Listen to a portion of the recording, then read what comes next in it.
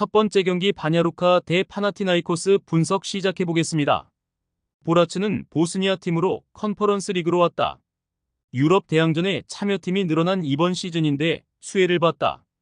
그래도 다른 작은 리그 팀들에 비해서는 경쟁력이 있다.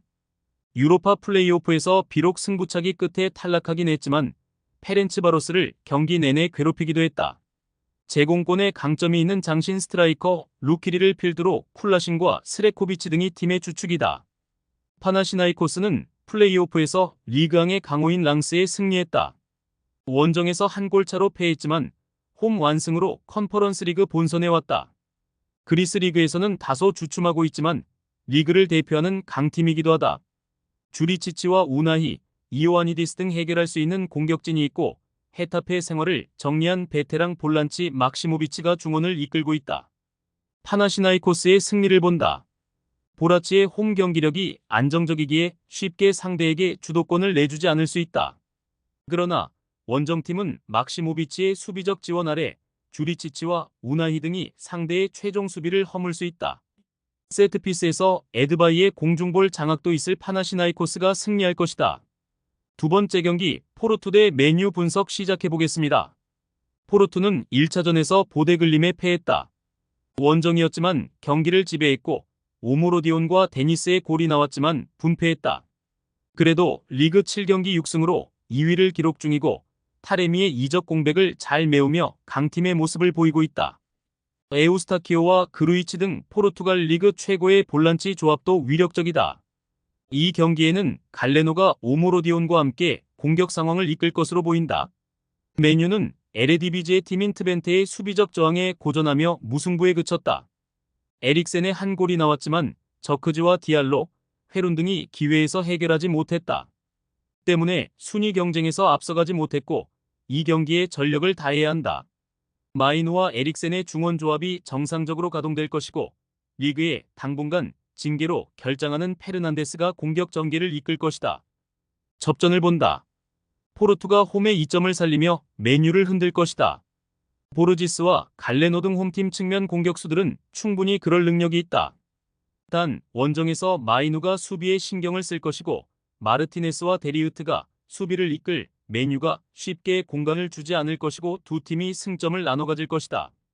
세 번째 경기 레인저스 대 리옹 분석 시작해보겠습니다.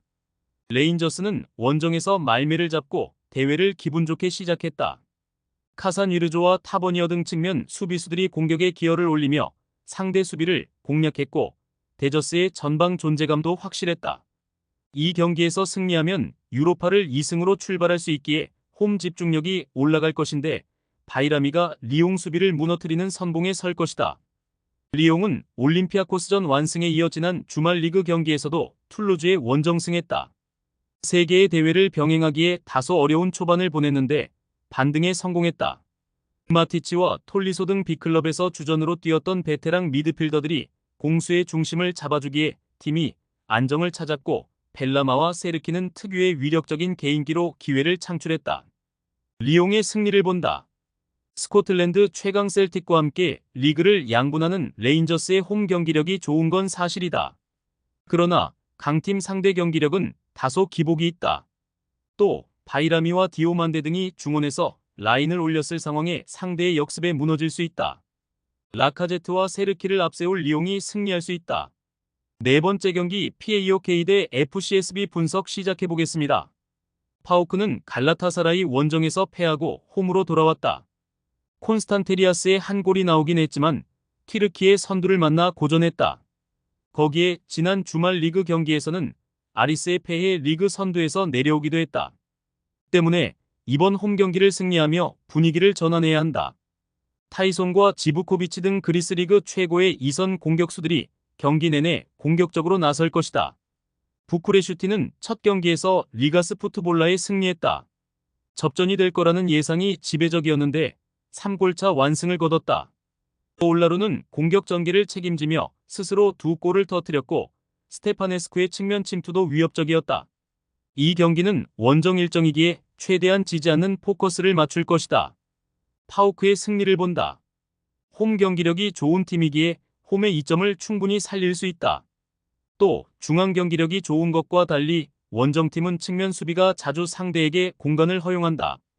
타이손과 지부코비치가 화려한 개인 능력을 앞세워 상대 측면 수비를 허물 수 있을 파우크가 승리할 것이다. 5번째 경기 풀젠 대 루도고레츠 분석 시작해보겠습니다. 풀젠은 고전이 예상됐던 프랑크푸르트 원정에서 귀중한 승점 1점을 따냈다.